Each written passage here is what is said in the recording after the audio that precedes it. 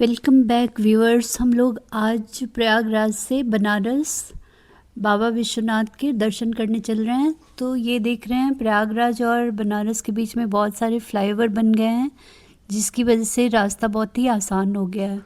और ये हम लोग बनारस पहुंच गए हैं। देखिए कितनी भीड़ है यहाँ पे। मतलब नए साल से पहले सारे लोग लगता है कि बनारस में बाबा विश्वनाथ के दर्शन करने की आकांक्षा से इकट्ठे हो रहे हैं। और सबको नया साल शुरू होने से पहले उनके दर्शन की आकांक्षा है, इसीलिए इतनी ज़्यादा लोगों की भीड़ चली आ रही है। ट्रैफिक की प्रॉब्लम बढ़ गई है।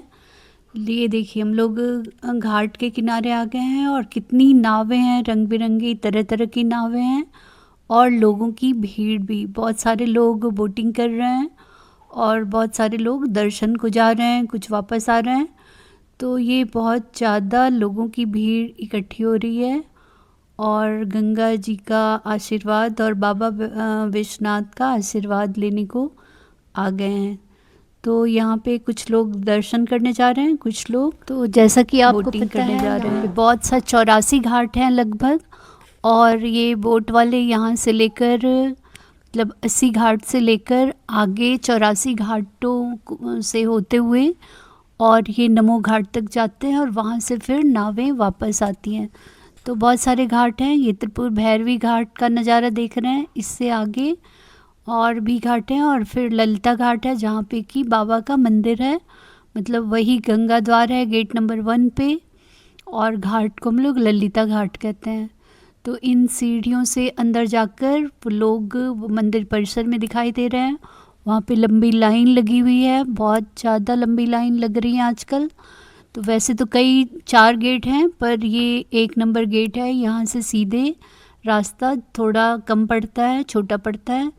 और अगर आप स्पेशल टिकट लेते हैं सुगम दर्शन का, जो कि 250 रुपये है, और एक और विशेष दर्शन का है 300 रुपये टिकट, तो आपको लंबी लाइन में नहीं लगना पड़ता है। तो ये देख रहे हैं अहिल्याबाई होलकर, महारानी अहिल्याबाई होलकर की मूर्ति लगी हुई है और इन्होंने ही मंदिर के उत्थान में सबसे बड़ा रोल अपना दिया था। और इसके बाद महाराजा रंजीत सिंह ने 1000 सोने का दान करके मंदिर को, ये शिखर वगैरह को सोने से जड़ित करवाया था। तो ये मंदिर का बहुत ही सुंदर रूप है। यहाँ पे फिर से बाहर का दृश्य है। आगे हम लोग चलते हैं। मंदिर में बहुत ज़्यादा लोगों की तो लाइन लगी हुई है। मंदिर के अंदर आपका सारा सामान जमा हो जाता है। वहाँ पे आप कुछ कैमरे वगैरह नहीं यूज कर सकते हैं, इसलिए मंदिर के बाहर देखिए। ये फिर मंदिर से बाहर हम लोग आ गए हैं और ये ललिता घाट का दृश्य है। और यहाँ पे लोग बोटिंग के लिए जा रहे हैं और शाम का समय है तो कुछ लोग आरती के लिए भी जा रहे हैं।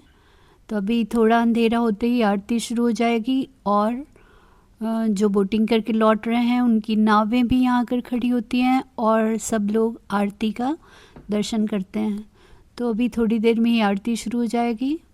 ये ललिता घाट के बाहर का दृश्य है। तो अभी भीड़ का इतना बुरा हाल है कि आपको कहीं भी होटल वगैरह मिलना मुश्किल है। और अगर आप आ रहे हैं तो गाड़ी की ड्राइव करना मुश्किल होगा। साथ में जो बाकी ट्रैफिक है, ई रिक्शा वगैरह, ऑटो वगैरह, वो भी बहुत भीड़ में काफ़ी टाइम ले रही है। तो आप अपना इन सब बातों को सोचकर, लेकिन बाबा का दर्शन करना है तो फिर करना ही है, और फिर आप अपना उस हिसाब से। तो आप अगर बनारस आ रहे हैं तो आपको पहले कैसे दर्शन करना है, इन सब बातों पे ठीक से पता कर लेना होगा। और सबसे पहले आप आसान दर्शन करना चाहते हैं तो आप गंगा द्वार पे आ जाएं, यानी ललिता घाट से होते हुए गंगा द्वार पे आ जाएं और वहाँ से एंट्री करें। अंदर सामान वगैरह रखने की व्यवस्था है। उसमें फ्री लॉकर भी हैं और पेड लॉकर्स भी हैं, वहाँ आप सामान रख सकते हैं। आसपास ही जूता चप्पल रखने की भी व्यवस्था मिल जाएगी। और अगर लंबी लाइन में ज़्यादा समय देकर दर्शन कर सकते हैं तो ठीक है, नहीं तो फिर सुगम दर्शन के लिए 250 रुपये पर पर्सन का टिकट है, या फिर 300 रुपये पर पर्सन का टिकट लेकर आप थोड़ा आसान दर्शन कर सकते हैं। और दर्शन के समय आपका सामान वगैरह नहीं रहेगा, इसलिए मोबाइल कैमरा वगैरह नहीं यूज कर सकते।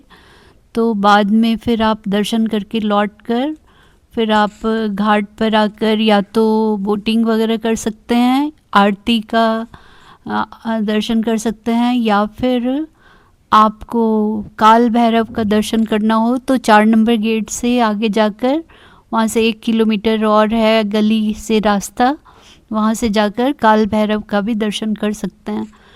तो आप अपनी सुविधा देखकर अपना प्लान बनाएं। वैसे भीड़ बहुत है, इसका हमेशा ध्यान रखें।